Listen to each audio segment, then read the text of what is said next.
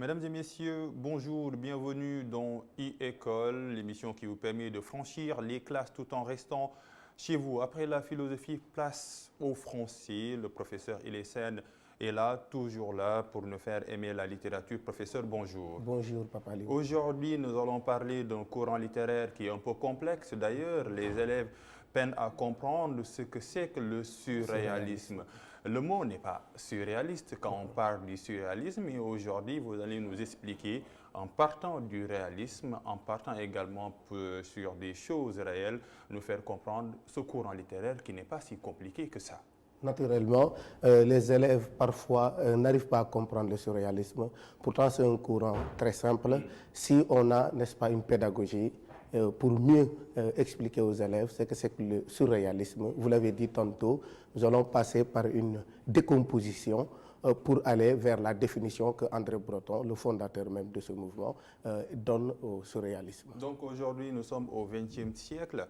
Et quand on parle du XXe siècle, davantage ou bien généralement, les élèves apprennent tardivement, à la fin presque du cours ou bien de l'année, ce courant littéraire-là, ce qui pose problème, ou bien c'est la démarche qu'adoptent les surréalistes qui pose problème. Parfois, ça peut être la démarche, ça peut être l'écriture surréaliste même. Oui. Parce que déjà, à la base, il faut le dire, les surréalistes écartent déjà toute règle, toute convention, n'est-ce pas, esthétique. Et ce qui fait que jusqu'ici, ce que nous avons appris avec les autres mouvements, une fois arrivé au XXe siècle, va être tout simplement balayé par les surréalistes. Et comment comprendre le surréalisme? C'est quoi alors? Voilà, il faut tout juste aller par un contexte, le contexte déjà qui est un contexte de guerre, n'est-ce pas? Et le surréalisme avec un autre mouvement que nous allons voir, aussi le dadaïsme, on dit parfois même le mouvement dada, et donc qui va montrer tout simplement que le surréalisme est un mouvement qui va faire fi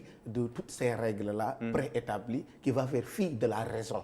Voilà pourquoi leur écriture paraît illogique parfois et peut nous parfois déranger, mais pourtant on peut le comprendre. On peut le comprendre parce qu'ils ne sont pas, vous l'avez dit tout à l'heure, surréalistes. Oui. C'est une écriture que nous allons voir tout à l'heure avec les explications et les élèves vont comprendre ce que c'est que le surréalisme. C'est forcément, nous allons prendre en considération le contexte historique, vous l'aviez dit tout à l'heure, parce que tout courant littéraire s'inscrit dans un contexte historique bien défini.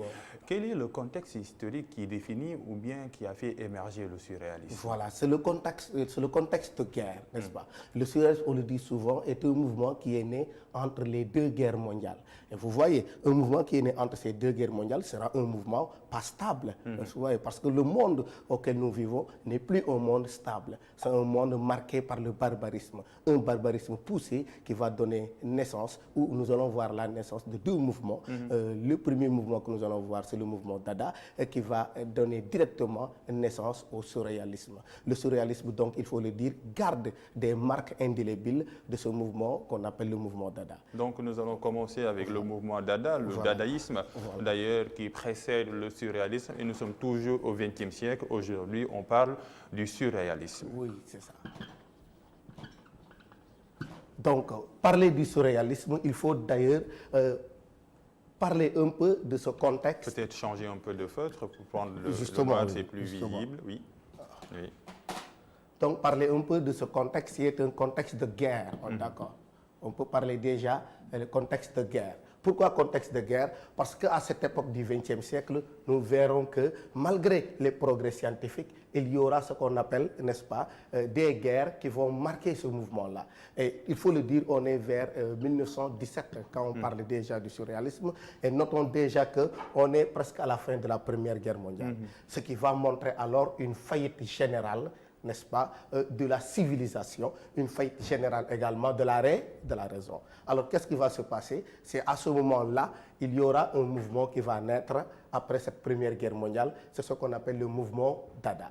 Et d'ailleurs, il faut le dire, Paul Valéry, à cette époque-là, dira, par exemple, nous autres civilisations, nous savons que nous sommes mortels.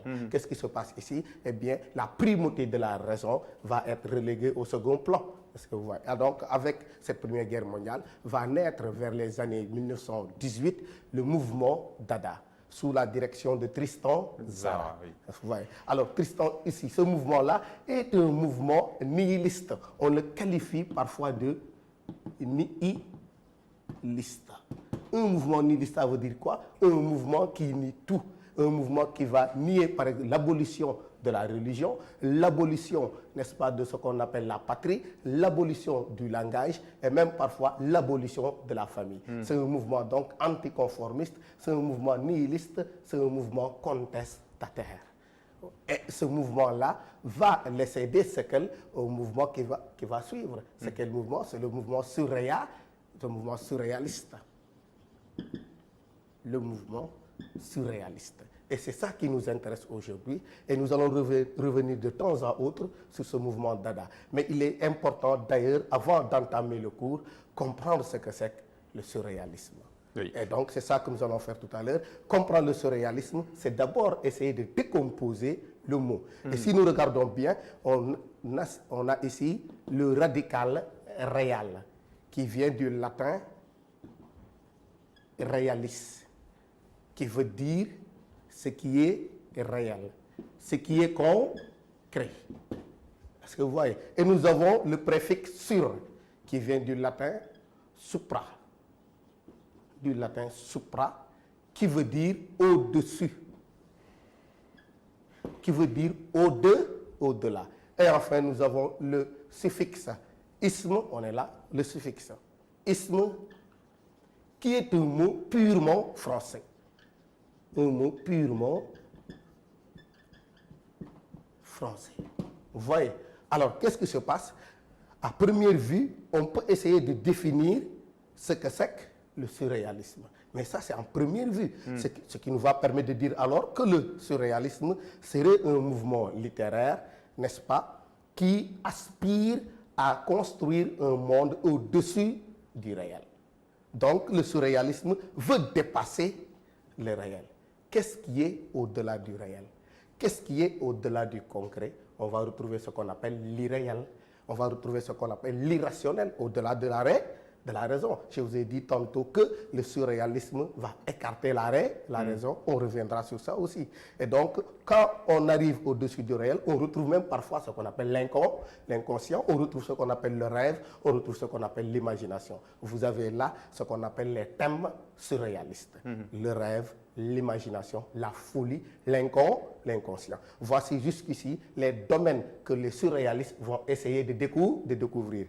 Vous voyez? Et donc, ce mouvement-là, parfois, pose problème aux élèves, parce que jusqu'ici, on est en train de parler de réalisme, avec le réel. On parle des parnassiens, qui écrivent avec des règles esthétiques. Et les surréalistes vont venir pour tout simplement dépasser ceci et aller découvrir autre chose jusqu'ici qui n'a pas été découvert. Et ici, le surréalisme, vous aviez dit, en décomposant le mot, il y a le mot réaliste, réel, la réalité, c'est-à-dire que c'est un mouvement littéraire qui n'est pas totalement détaché de la réalité, c'est-à-dire qu'il constate la réalité, mais pour contester la réalité, il la dépasse, c'est ça? Justement, voilà, il dépasse parce que jusqu'ici, qu'est-ce qui s'est passé? Le réel, la réalité, la civilisation, jusqu'ici préétablie, ont montré tout simplement leurs limites, parce qu'on est arrivé à des guerres, vous voyez, et donc il va aller trouver, n'est-ce pas, des réponses au-delà maintenant du réel. Voilà pourquoi d'ailleurs vous avez, n'est-ce pas, le préfixe sur, au-delà, au-dessus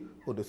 Parce que les élèves confondent d'ailleurs le mot surréaliste à l'adjectif surréaliste. Je pense que c'est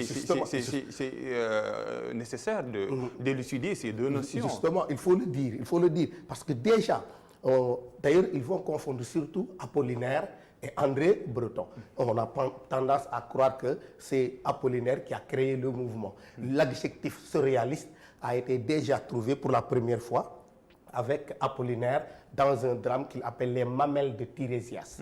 C'est lui qui va utiliser et va qualifier son drame de surréaliste.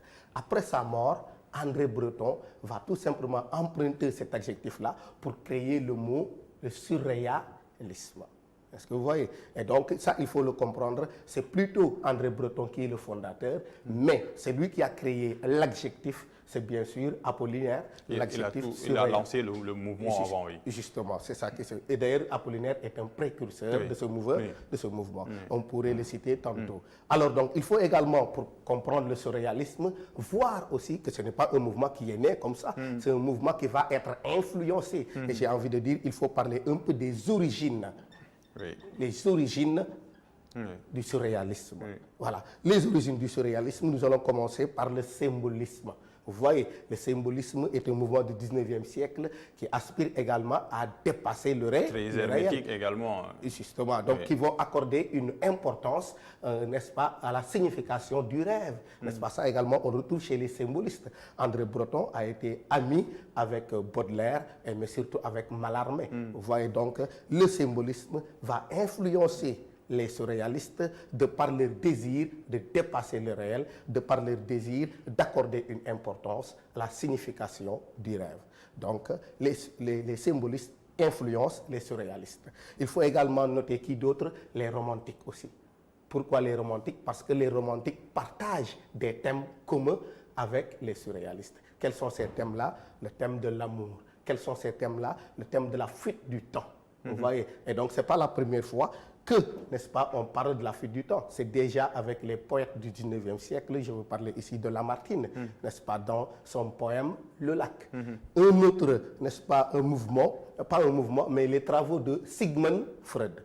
Les travaux de Sigmund Freud sur la psychanalyse de Sigmund Freud, sur l'inconscient. Eh bien, l'inconscient ici intéresse André Breton. Pourquoi? Parce qu'André Breton aspire à dépasser le réel. Au-delà du réel, au-delà de la conscience, on retrouve l'inconscience. Et l'inconscience, nous le savons tous, n'est pas dictée par la raison. Et là, les profs de philosophie sont bien placés pour expliquer ceci aux élèves. Ce qui montre encore une fois qu'il y a une interdisciplinarité voilà, entre la philosophie et la littérature. Et la littérature. Et donc, vous voyez. Et l'autre que nous allons surtout citer, l'autre qui a donné naissance au mouvement surréaliste, nous l'avons dit tout à l'heure, c'est le mouvement Dada. C'est le mouvement Dada ici, qui est né à Zurich. Nous l'avons dit, Tristan Tzara, n'est-ce pas, qui est né à Zurich. Zurich, c'est le lieu où se rencontraient les réfugiés de la Première Guerre mondiale. Ils vont tous, n'est-ce pas, se retrouver autour de Tristan Tzara, qui va, n'est-ce pas, donner naissance à ce mouvement pour tout simplement abolir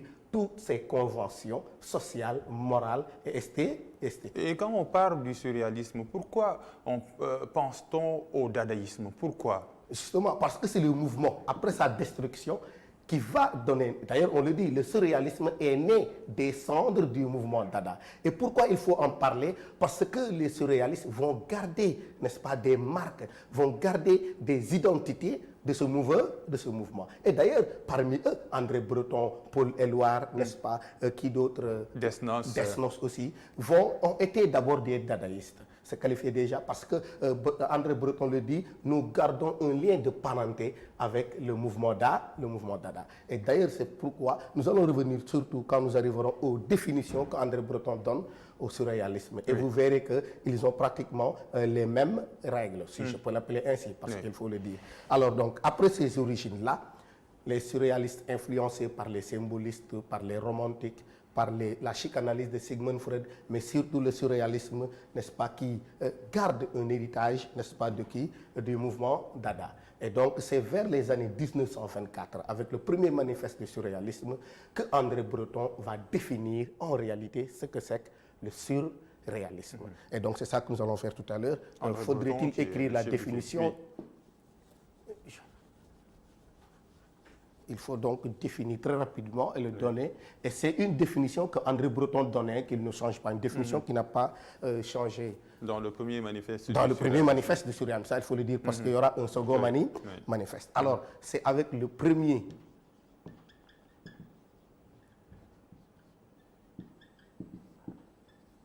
manifeste, publié en 1924, que André Breton va définir ce que c'est que le surréalisme. André Breton nous dit, on ouvre les guillemets, il dit « automatisme psychique pur par lequel on se propose d'exprimer, soit verbalement, soit par écrit, soit de toute autre manière, le fonctionnement réel de la pensée. Dictée de la pensée en l'absence de tout contrôle exercé par la raison, en dehors de toute préoccupation esthétique ou morale. » Alors, ce qui nous intéresse, c'est surtout la dernière phrase. dictée de la pensée en l'absence de tout contrôle exercé par la raison, en dehors de toute préoccupation esthétique ou morale. Et donc vous voyez que ici, la raison est négligée, la raison n'a pas sa place. Bonjour la folie. Oui. Est-ce que vous voyez? Oui. Donc bonjour également des écritures, Oui. n'est-ce pas, qui sont pratiquement incompréhensibles. Et quand on pense à la raison, quand on dit la raison, on pense à la civilisation. Justement, Oui, c'est ça. Et voilà. Oui, Et- indirectement. Et il ajoute également en dehors de toute préoccupation Esthétique ou esthétique morale. ou morale. Est-ce que vous voyez donc, il faut le dire, automatisme psychique pur par lequel on se propose d'exprimer soit verbalement, soit par écrit, le fonctionnement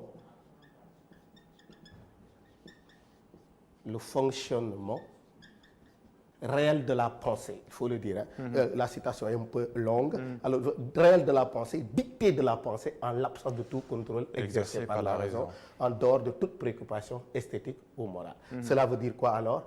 L'écriture surréaliste ne sera pas gouvernée par la raison. Alors voilà pourquoi les surréalistes vont mettre en place une nouvelle écriture, et cette écriture-là, on l'appelle l'écriture automatique.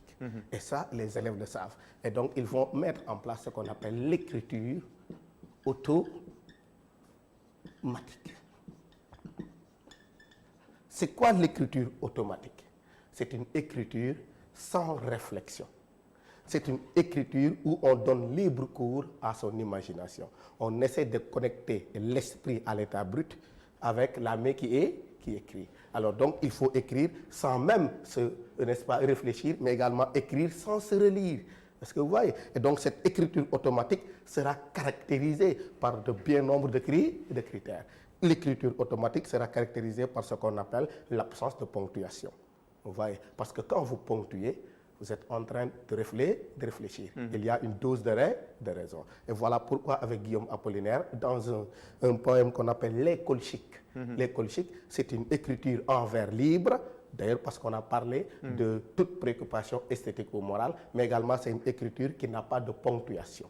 Alors donc, ça fait partie des caractéristiques de l'écriture automatique. Il y a également ce qu'on appelle le refus de la logique. Le refus de la logique, nous allons prendre l'exemple de Desnos. D'accord. Robert Desnos. Nous allons parler de Robert Desnos. Et c'est ça qui est intéressant. Vous voyez cette écriture-là qui fait que les élèves parfois ne comprennent pas. Desnos va écrire par exemple au mocassin le verbe. Au mocassin, le verbe. Pourquoi je prends ce poème? On le retrouve dans le recueil Corps et Biens. Pourquoi je prends ce poème?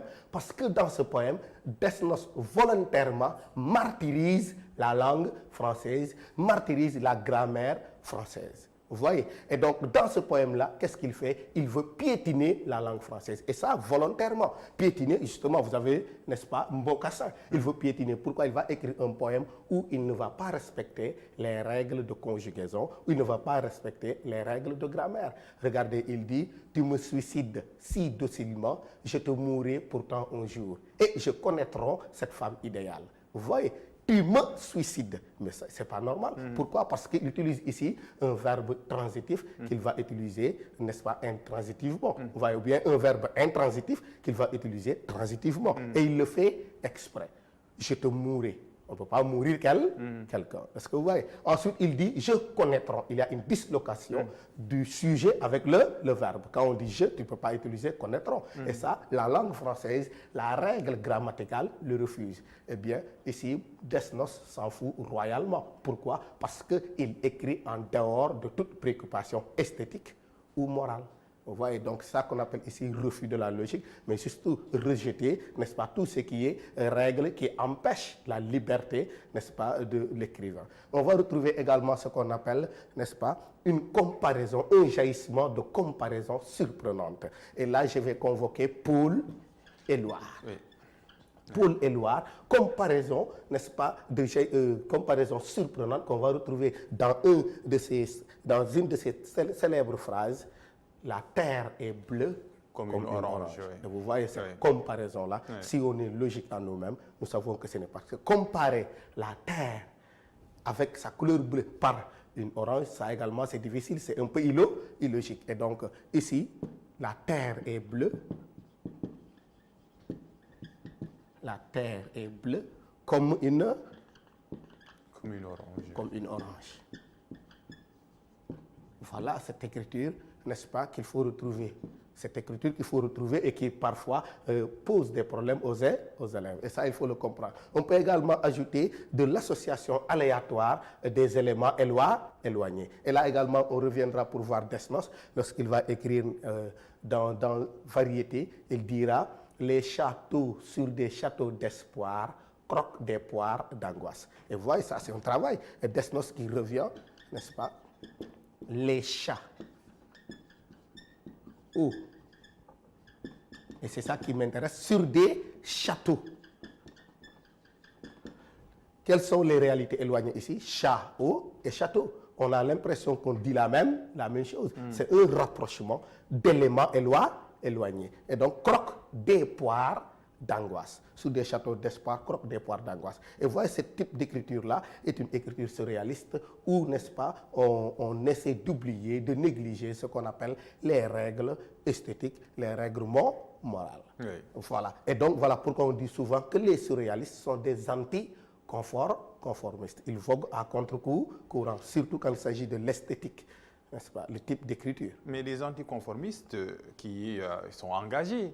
Bien sûr, et d'ailleurs, regardez, je l'ai fait exprès, parce que quand on dit que le surréalisme est un mouvement révolutionnaire, il y a la révolution du langage, ce qu'on est en train de faire, ce type d'écriture-là, mais avec la Seconde Guerre mondiale. Vous voyez, il y a quelque chose qui va se passer, cette période qu'on appelle la période de l'action. Et voilà pourquoi nous allons revenir sur ça. Une fois que nous avons terminé et montré aux élèves que ce sont des écrivains, des poètes, la plupart du temps, il y avait également des peintres, Salvador Dali et autres, n'est-ce pas, qui vont marquer, n'est-ce pas, ce type d'écriture qu'on appelle l'écriture automatique. Avec la période de l'action, ils vont s'engager. Et d'ailleurs, c'est avec la Deuxième Guerre mondiale, cette Seconde Guerre mondiale, qui a vu que l'Allemagne a envahi la France. Parce que vous voyez, et donc, l'heure est à l'action et les surréalistes vont répondre présent. Et voilà pourquoi d'ailleurs, on les surnomme, ils gardent ce sobriquet des poètes de la résistance. Est-ce que vous voyez? Et bien sûr, c'est ça que nous allons également montrer, s'il le faut. Une fois qu'on a parlé du langage, il faut également montrer cette révolution du monde où ils vont participer à la libération de la France. Pour montrer tout simplement que la contestation peut être politique, sociale, mais également elle peut être esthétique. Et la contestation esthétique, oui, c'est une bien notion qu'il ne faut pas oui, oublier. bien sûr. D'ailleurs, c'est déjà ce refus-là qu'on note sur le plan esthétique avec le langage. Ils ont refusé d'écrire comme les autres mouvements précédents. Et d'ailleurs, il faut le dire, c'est à ce moment-là qu'ils vont influencer également les poètes de la négritude. Il est parfois très difficile de parler des poètes surréalistes sans pour autant parler aux élèves des poètes de la négritude. Quand vous regardez l'écriture de Aimé Césaire, c'est pratiquement cette écriture qu'on retrouve chez les surréalistes. Et d'ailleurs, il le reconnaît. Il le reconnaît, il le dit. Et même Senghor aussi.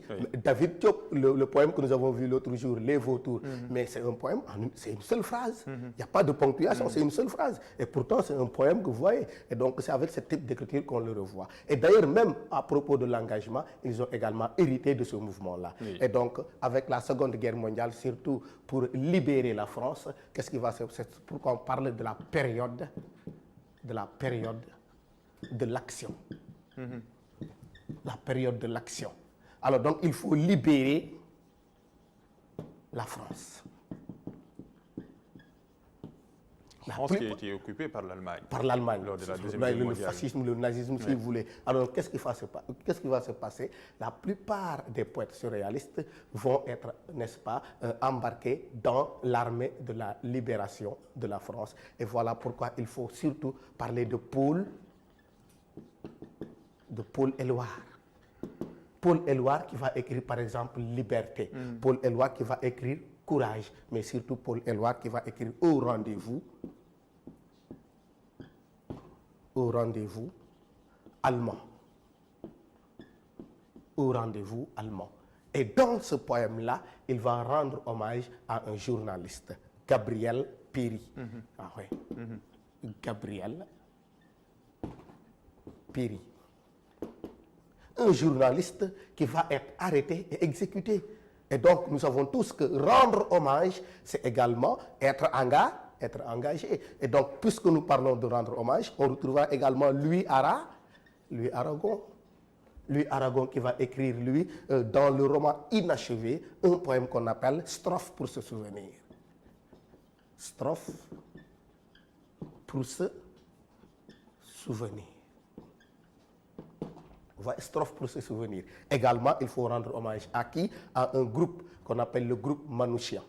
C'est un groupe, n'est-ce pas, qui va être arrêté le 21 février 1944 par la Gestapo. Ce sont les Allemands. Ils vont être également exécutés. Et là, Aragon, qu'est-ce qu'il fait? Il va également rendre hommage à ce groupe-là et montre, n'est-ce pas, son engagement. Il faut le souligner, ils sont tous descendus au terrain, il faut le dire, n'est-ce pas? Et vous voyez donc, on va terminer par Desnos aussi. On revient sur lui. Oui. Pourquoi? Parce qu'il va laisser sa vie dans cet engagement-là. Il va mourir, n'est-ce pas, parce qu'il a été déporté dans les camps de concentration. Il va mourir des suites d'une maladie. Mais Desnos va écrire surtout ce cœur qui haïssait la guerre. Et vous voyez, dans ce poème, ce cœur qui haïssait la guerre, Desnos, qu'est-ce qu'il va faire? Il va tout simplement pousser les Français à se révolter contre Hitler, à se révolter donc contre l'envahisseur. Et vous voyez donc, ce sont des surréalistes qui, malgré le type d'écriture, qui, malgré le désir de vouloir dépasser la réalité, parfois même, n'est-ce pas, vont rester s'arrêter et vont essayer de régler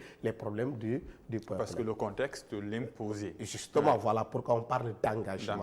Donc voilà pourquoi on dit que l'engagement est une situation. Parce qu'il y avait le contexte, justement. Et donc, il faut le dire, il n'y a pas que cette période de l'action, il n'y a pas que l'engagement. On va retrouver que même ces poètes surréalistes, parce que je l'ai dit tantôt, vont être tout simplement influencés par les poètes romantiques. Donc, ils vont garder quelques thèmes. Et bien, ces poètes-là, cela ne leur a pas empêché parfois de chanter la femme aimée, de chanter l'amour. D'ailleurs, pour Paul Éluard, la poésie est indissociable, n'est-ce pas, de l'amour. Et donc, nous allons le retrouver dans leur écriture.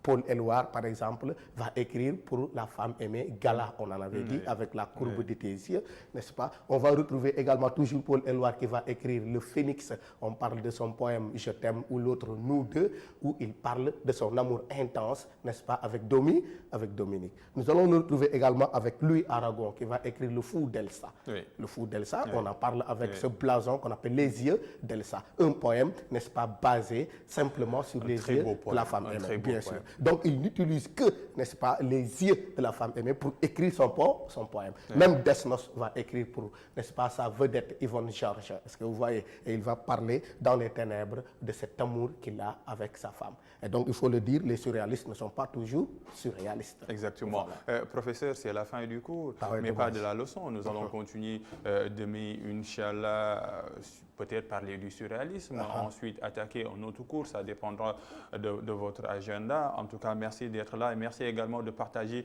votre connaissance pour les élèves qui nous regardent. Voilà, c'est nous qui vous remercions, je vous le dis toujours, parce que vous nous donnez cette opportunité, n'est-ce pas, de garder toujours ce contact avec les élèves.